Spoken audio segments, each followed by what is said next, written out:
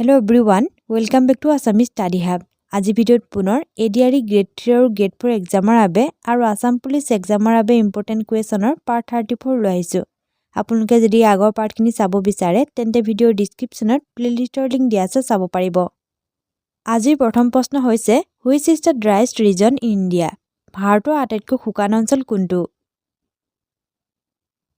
শুদ্ধ উত্তৰ হ'ব অপচন সি জয়সলমেৰ। ৰাজস্থানৰ জয়সলমেৰ ভাৰতৰ আটাইতকৈ শুকান অঞ্চল।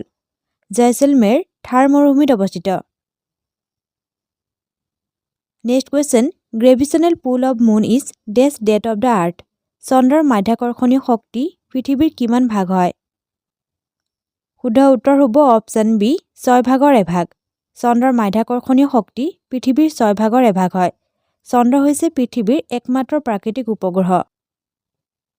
Next question who was the first ruler of the Matak kingdom. Matak ৰাজ্যৰ প্ৰথম শাসক কোন আছিল?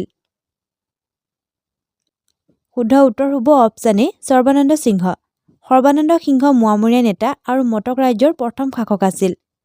মটক ৰাজ্যৰ ৰাজধানী বেংমৱাৰত আছিল যি বৰ্তমান অসমৰ তিনিচুকীয়া জিলাত আছে। Next question ring of fire is located at. Ring of fire ক'ত অৱস্থিত? শুদ্ধ উত্তৰ হ'ব অপচন সি প্ৰশান্ত মহাসাগৰত।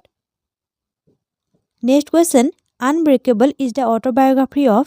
আনব্ৰেকেবল কাৰ আত্মজীৱনী? শুদ্ধ উত্তৰ হ'ব option A Mary Kom. Unbreakable Mary কমৰ আত্মজীৱনী হয়।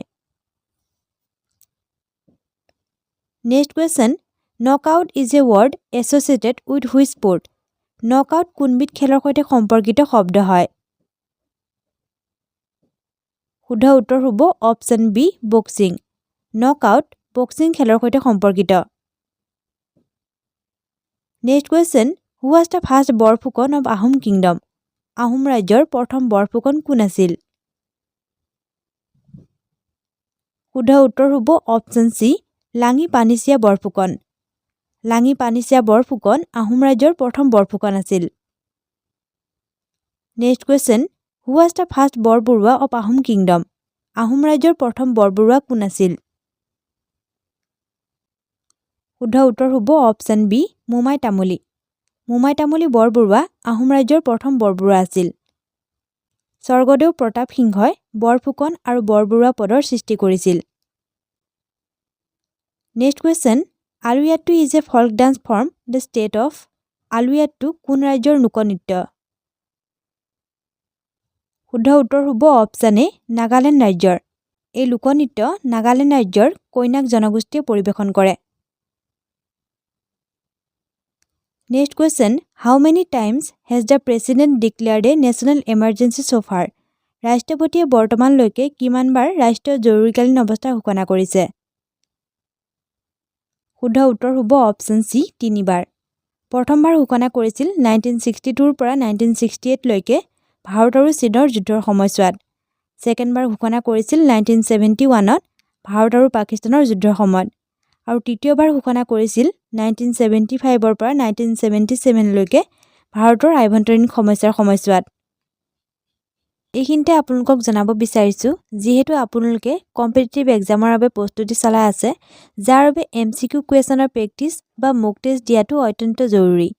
ADRE আসাম পুলিচ বা অন্য কম্পিটিটিভ এক্সামৰ উপযোগী হোৱাকৈ প্ৰত্যেকটো ছাবজেক্ট যেনে আসাম হিষ্টৰী, আসাম জিকে, Assam geography, quantitative aptitude, general knowledge, reasoning আৰু কাৰেণ্ট এফেয়াৰ্ছৰ মক টেষ্ট দিবলৈ আপোনালোকে গুগল প্লে ষ্ট'ৰৰ পৰা MCQ বেটেল এপ ইনষ্টল কৰি লওক।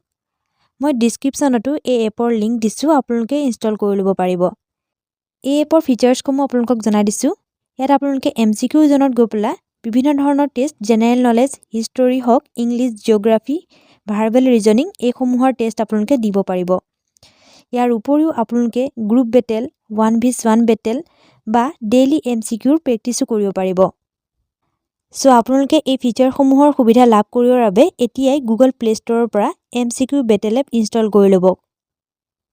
Next question who said Swaraj is my birth right and I will have it. কোনে কৈছিল স্বৰাজ মোৰ জন্মগত অধিকাৰ আৰু মই ইয়াক লৈহে এৰিম? শুদ্ধ উত্তৰ হ'ব অপচন ডি বাল গংগাধৰ তিলকে। Next question As per Census 2011, the literacy rate of India is 2011 চনৰ লোকপিয়ল অনুসৰি ভাৰতৰ সাক্ষৰতাৰ হাৰ কিমান? শুদ্ধ উত্তৰ হ'ব অপচন বি 74.04%। 2011 চনৰ লোকপিয়ল অনুসৰি ভাৰতৰ সাক্ষৰতাৰ হাৰ হৈছে 74.04%। পুৰুষৰ সাক্ষৰতাৰ হাৰ হৈছে 82.14% আৰু মহিলাৰ সাক্ষৰতাৰ হাৰ 65.46%। Next question, under whose patronage Madhav Kondali translated the Saptakanda Ramayan? কাৰ পৃষ্ঠপোষকতাত মাধৱ কন্দলীয়ে সপ্তকাণ্ড ৰামায়ণ অনুবাদ কৰিছিল? শুদ্ধ উত্তৰ হ'ব অপচন এ বৰাহী ৰজা মহামাণিক্য। বৰাহী ৰজা মহামাণিক্যৰ পৃষ্ঠপোষকতাত মাধৱ কন্দলীয়ে সপ্তকাণ্ড ৰামায়ণ অনুবাদ কৰিছিল। Next question, how many languages have been recognized by Indian Constitution? ভাৰতীয় সংবিধানৰ দ্বাৰা কিমানটা ভাষাক স্বীকৃতি দিয়া হৈছে? শুদ্ধ উত্তৰ হ'ব অপচন বি 22। ভাৰতৰ সংবিধানৰ অষ্টম অনুসূচীত সংবিধানৰ দ্বাৰা স্বীকৃত 22টা ভাষাৰ কথা উল্লেখ কৰা হৈছে। Next question, who among the following wrote Akbarnama? নিম্নলিখিত কোনে আকবৰনামা লিখিছিল? শুদ্ধ উত্তৰ হ'ব অপচন চি আবুল ফজল। আকবৰনামা আবুল ফজলে লিখিছিল আৰু ইয়াক পাৰ্চী ভাষাত লিখা হৈছিল। Next question, who is the বাউলী কবি? বাউলী কবি কোন? শুদ্ধ উত্তৰ option C Kamalananda Bhattacharya. Next question, the total number of hymns of Rigveda is? ঋগ্বেদৰ মুঠ স্তৱৰ সংখ্যা কিমান? শুদ্ধ উত্তৰ হ'ব অপচন এ 1028টা। Next question, which trade divides Europe from Africa? কোনটো প্ৰণালীয়ে ইউৰোপক আফ্ৰিকাৰ পৰা পৃথক কৰে? শুদ্ধ উত্তৰ অপচন সি জিব্ৰাল্টাৰ। জিব্ৰাল্টাৰ প্ৰণালীয়ে ইউৰোপক আফ্ৰিকাৰ পৰা পৃথক কৰে। Next question, Siphung is a traditional musical instrument of Des people. Siphung কোন জনগোষ্ঠীৰ পৰম্পৰাগত বাদ্যযন্ত্ৰ? শুদ্ধ উত্তৰ অপচন বি বড়ো জনগোষ্ঠীৰ। Last question, who is appointed as first ever sports ambassador of Assam? অসমৰ প্ৰথম ক্ৰীড়াদূত হিচাপে কাক নিযুক্তি দিয়া হৈছে? শুদ্ধ উত্তৰ হ'ব অপচন এ হিমা দাসক। অসমৰ প্ৰথম ক্ৰীড়াদূত হিচাপে হিমা দাসক নিযুক্তি দিয়া হৈছে। ইয়াৰ আগৰ পাৰ্টত আপোনালোকক কোটা প্ৰশ্ন আছিল, village rockstar was directed by? Village ৰকষ্টাৰৰ পৰিচালক কোন আছিল? শুদ্ধ উত্তৰ হ'ব option C Rima Das. Village ৰকষ্টাৰৰ পৰিচালক ৰীমা দাস আছিল। আজিৰ প্ৰশ্ন, নৰকাসুৰ ফাউণ্ডেড হুইচ ডাইনেষ্টি? নৰকাসুৰে কোনটো ৰাজবংশ প্ৰতিষ্ঠা কৰিছিল? অপচনছ হৈছে শালস্তম্ভ, ভৌম, বৰ্মন, পাল। এই প্ৰশ্নৰ উত্তৰ আপোনালোকে কমেণ্ট কৰি জনাওক।